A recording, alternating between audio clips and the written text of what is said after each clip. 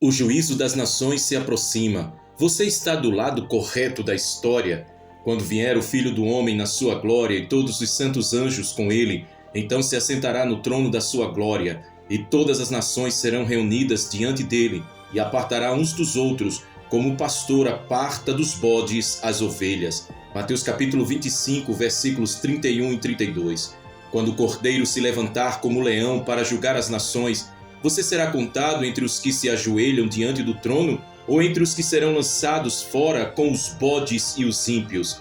O dia do juízo não é uma alegoria, é uma realidade inadiável. Vivemos dias em que muitos têm reduzido o evangelho a discursos motivacionais, promessas de prosperidade terrena e teologias adulteradas que evitam mencionar o inferno, o juízo ou o trono branco. Mas os céus não estão em silêncio. O relógio profético de Deus não parou. Ele continua girando rumo ao clímax da história humana, o juízo das nações. Há um tribunal que não será adiado, uma sentença que não poderá ser apelada, um juiz que não poderá ser subornado, o dia em que Cristo separará as nações como o pastor separa ovelhas de bodes está à porta. A pergunta que deve queimar como fogo em nossos ossos é: de que lado estaremos? Do lado dos redimidos ou dos rejeitados? Do lado dos fiéis ou dos fingidos? O mesmo Jesus que veio em mansidão sobre um jumentinho voltará em glória com um cetro de ferro. O mesmo que chorou por Jerusalém julgará o mundo com justiça. O mesmo que foi zombado pelos soldados romanos será adorado por todos os povos, até mesmo por aqueles que o traspassaram. O cenário profético está montado. As nações estão sendo pesadas na balança. Deus tem pesado as nações como Babilônia, como Tiro, como Sodoma, como Roma. O Senhor que julgou impérios passados está à espreita para derramar a taça da sua ira sobre todo este mundo rebelde. O cenário está montado. Guerras, perversão moral, apostasia crescente, blasfêmias institucionalizadas, governos que zombam de Deus e exaltam o pecado. Estamos vivendo os dias descritos por Jesus em Mateus capítulo 24, por Paulo em 2 Timóteo capítulo 3 e por João em Apocalipse. Estamos vendo o mundo marchar para o cumprimento de Gog e Magog, para a ascensão da besta, para o Armagedon, para o clímax do confronto entre o reino das trevas e o reino de Deus. O mundo está tomando lados, as ideologias seculares estão em rota de colisão com a verdade bíblica, homens têm trocado o culto ao Deus eterno por adoração à criação. A agenda global está conduzindo as massas ao abismo espiritual, mas em breve a trombeta soará e o justo juiz aparecerá em glória para separar, pesar, julgar e sentenciar. As ovelhas e os bodes, a divisão final. Jesus foi claro, as nações serão reunidas e separadas como ovelhas e bodes. Isso não é apenas uma metáfora, é uma profecia escatológica com implicações eternas. Não haverá uma terceira opção, não haverá zona neutra, não haverá justificativas morais ou relativismos que possam aliviar o peso da verdade divina. As ovelhas representam os que ouviram a voz do bom pastor, seguiram seus passos, viveram em santidade, se separaram do mundo, praticaram a justiça e não se dobraram ao sistema do anticristo. Os bodes são os insubmissos, os rebeldes, os religiosos nominais, os que se esconderam atrás da aparência de piedade, mas negaram o poder transformador da cruz. Os que viveram para si mesmos, mesmo com a Bíblia nas mãos e os louvores nos lábios. A separação será exata, o critério será santo, o juízo será irrevogável. O evangelho do reino será pregado e depois virá o fim. Jesus disse que o evangelho do reino seria pregado a todas as nações como testemunho, e então viria o fim. A pregação está alcançando os confins da terra, tribos remotas estão ouvindo a mensagem, o Espírito está falando por meio de sonhos e visões, mas muitos, mesmo ouvindo, estão endurecendo seus corações.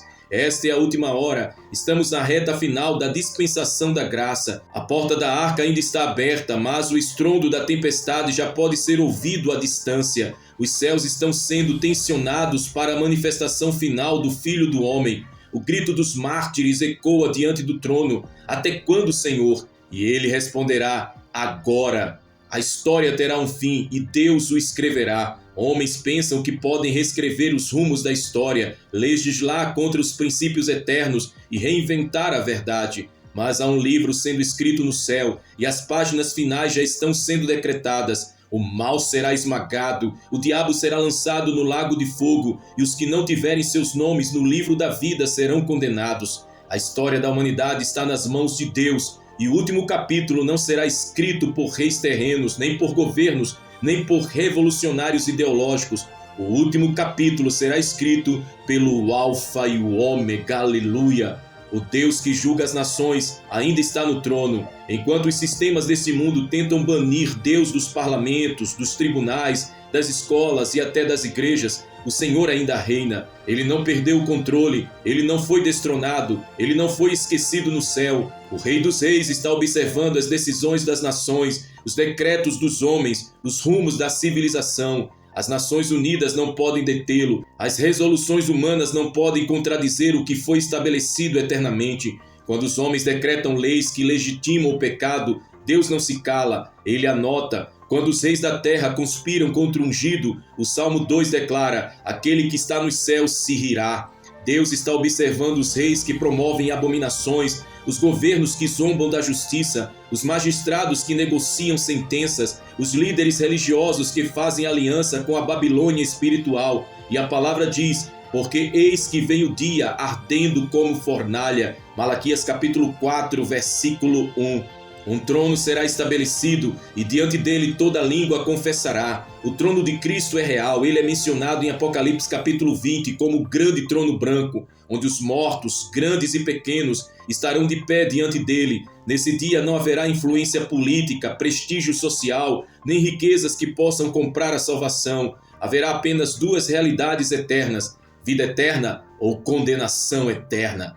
A palavra declara: por mim mesmo tenho jurado, que diante de mim se dobrará todo joelho e jurará toda língua. Isaías capítulo 45, versículo 23. Esse juramento será feito por amor ou por temor. Os salvos confessarão com alegria, os condenados com desespero, mas todos se curvarão, todos, o ateu, o religioso, o governante, o pregador corrupto, o apóstolo fiel, todos verão o Rei em sua glória. O julgamento das obras nada ficará oculto. Jesus não julgará com parcialidade. O juízo será segundo as obras. Apocalipse capítulo 20, versículo 12. Isso não significa que seremos salvos pelas obras, mas que as obras testificarão se fomos verdadeiramente salvos, porque a fé sem obras é morta, e toda obra será trazida à luz. As mentiras pregadas nos púlpitos serão expostas, os escândalos ocultos nos bastidores ministeriais virão à tona. Os que usaram o nome de Deus para se enriquecer serão desmascarados.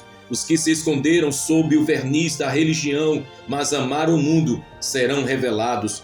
Porque Deus há de trazer o juízo sobre toda obra, e até tudo que está encoberto, quer seja bom, quer seja mal. Eclesiastes capítulo 12, versículo 14. O que você tem feito nas sombras será trazido à luz. O que você tem cultivado no coração será julgado. Deus não será enganado. Ele julgará com justiça e equidade. A sentença final, uma eternidade irrevogável. Depois do juízo não haverá volta. Nenhuma intercessão mudará a sentença. Nenhuma lágrima forçada terá poder de revogação. Nenhuma tradição religiosa terá valor. Ali o tempo acabará, os livros serão abertos e o livro da vida será consultado. E a Bíblia declara com clareza e peso: e aquele que não foi achado escrito no livro da vida foi lançado no lago de fogo. Apocalipse capítulo 20, versículo 15. Quem não tiver sido regenerado, selado com o Espírito Santo, santificado pela palavra e redimido pelo sangue do Cordeiro, não herdará o reino de Deus. Não importa o quão carismático tenha sido, quantos seguidores tinha nas redes sociais, quantos livros publicou, quantos milagres fez, se não nasceu de novo, será lançado fora. Este é o veredito mais sério da eternidade. As nações rebeladas, a Torre de Babel moderna. Hoje vemos as nações se unirem para construir sua versão moderna da Torre de Babel. Ideologias globalistas que rejeitam os valores cristãos. Leis que protegem o pecado e criminalizam a fé. Movimentos que promovem perversões como direitos. Governos que se dobram ao anticristo cultural. A humanidade caminha unida rumo à rebelião final, como nos dias de Noé. Comem, bebem, casam e dão-se em casamento. Vivem como se o mundo fosse eterno. Ignoram os sinais, zombam dos profetas, desprezam o sangue do Cordeiro. Mas Deus virá e confundirá novamente as línguas. e derrubará a torre e separará os que são dele. A pergunta permanece: você está construindo com a multidão ou esperando o reino que não pode ser abalado?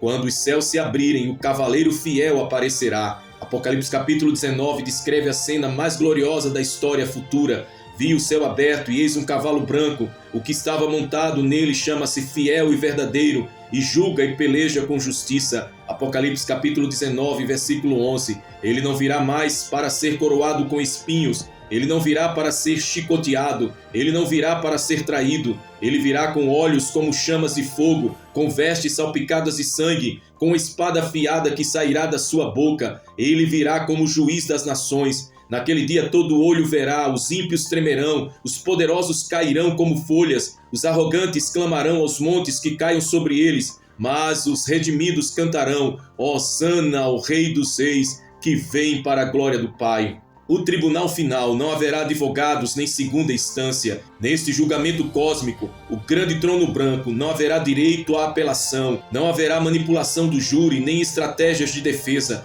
A única coisa que falará por você será a sua vida. As máscaras cairão, as intenções ocultas serão reveladas, as palavras torpes, as intenções egoístas, os pecados escondidos.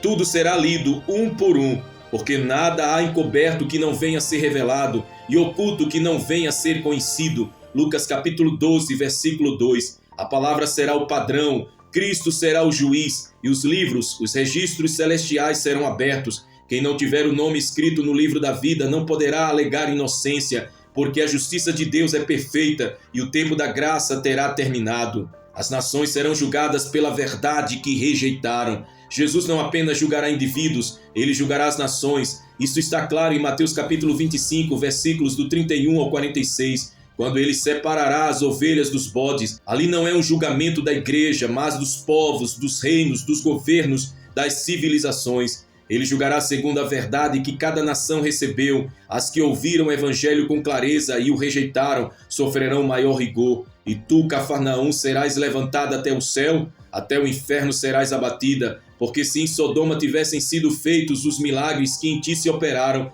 teria ela permanecido até hoje. Mateus capítulo 11, versículo 23. Se Jesus aplicou esse juízo sobre Cafarnaum, o que ele dirá sobre nossas nações modernas que conhecem a Bíblia, mas a rejeitam abertamente? O que ele dirá sobre países cristianizados que hoje legalizam abominações?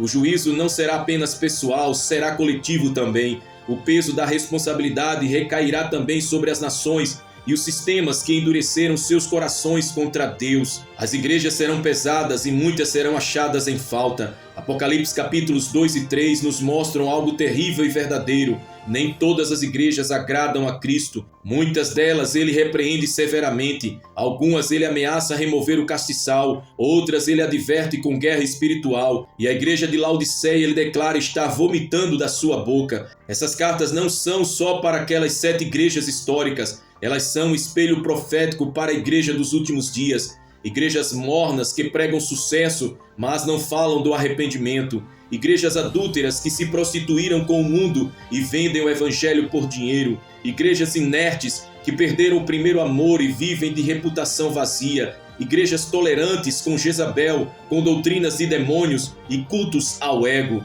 O Senhor está andando entre os castiçais e dizendo: conheço as tuas obras. Ele não está impressionado com o número de membros, tamanho de templos ou seguidores nas redes sociais. Ele busca santidade, verdade, temor e arrependimento. O espírito do anticristo já está operando e as nações estão se preparando para ele. Antes que o julgamento das nações aconteça de forma final, elas se alinharão com o governo do anticristo. O espírito do anticristo, mencionado por João, já está no mundo. 1 João capítulo 4, versículo 3. E ele está ganhando força. Um sistema econômico unificado está sendo projetado. Um controle de compra e venda com tecnologias de rastreamento está surgindo. Um ecumenismo global e superficial está sendo estabelecido. Uma cultura de cancelamento contra a verdade bíblica já está ativa. As nações estão preparando o terreno para a besta. Estão rejeitando a soberania de Deus e entregando-se a um sistema político, religioso e espiritual que será dominado por Satanás por um breve tempo. E toda a terra se maravilhou após a besta. Apocalipse capítulo 13, versículo 3. Esse encantamento já começou, o palco está montado, os líderes estão se posicionando, a plataforma já foi ativada e muitos que se dizem cristãos já estão se curvando à cultura do anticristo.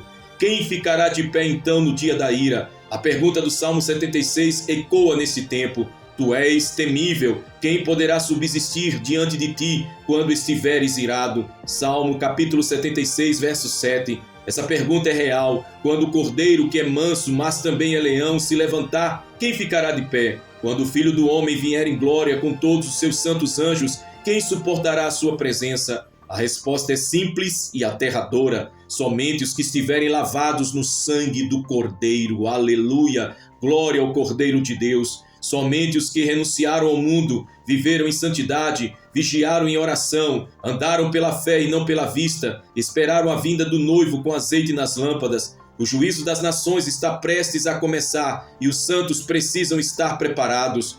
Você está do lado correto da história? Aqui está o cerne da nossa mensagem. Você está do lado que zombou de Noé ou é você quem está dentro da arca? Você está do lado de Sodoma ou do lado de Ló que fugiu? Você está entre os zombadores de Elias ou é parte do remanescente que não se dobrou? Você está com os reis da terra que conspiram contra Deus ou é cidadão do reino dos céus? Essa pergunta precisa ser respondida agora, porque o tempo está acabando. Quando Jesus vier, não haverá tempo para mudar de lado, não haverá espaço para fingimento, não haverá como esconder-se atrás de títulos ou cargos. Haverá apenas duas realidades: salvação ou perdição. Um apelo, gente, conserte-se com Deus enquanto é tempo. Se o Espírito Santo está te tocando agora, não endureça o seu coração, não brinque com a eternidade, não negocie a sua salvação por aplausos humanos, não ignore o clamor profético que ecoa sobre a terra. Arrependei-vos, porque o reino de Deus está próximo. Volte-se para o Senhor com jejum, com lágrimas, com oração verdadeira. Clame por misericórdia, quebre o altar do orgulho, destrua os ídolos do coração, rasgue os véus da aparência e diga: Senhor, eu sou teu. Escreve meu nome no livro da vida, em nome de Jesus, meu Pai. Lava-me com o teu sangue, Senhor Jesus. Transforma-me completamente. O tempo da graça ainda está aberto, mas ele está se fechando. O dia do Senhor está próximo, um chamado ao remanescente fiel. Tocai a trombeta em Sião e dai alarme no meu santo monte. Tremam todos os moradores da terra, porque o dia do Senhor vem, já está próximo. Joel capítulo 2, versículo 1. A Escritura não nos deixa em ignorância. O Espírito Santo não nos deixa sem voz. A trombeta profética está soando. E esta mensagem é um grito de alarme no monte de Deus. O juízo das nações está prestes a acontecer. E nesse tempo o Senhor procura os que choram, os que clamam, os que não se corrompem com os banquetes do mundo, os que ainda guardam as suas promessas. A esses ele chama de remanescente, a esses ele marca, a esses ele separa como trigo puro em meio ao joio. Em um mundo que rejeita Deus, você precisa ser um sinal vivo do reino dos céus. Em um tempo em que a maioria vive pela carne, você precisa viver pelo Espírito. Enquanto muitos correm atrás da fama, de likes, títulos, influência humana, você precisa se esconder no secreto de Deus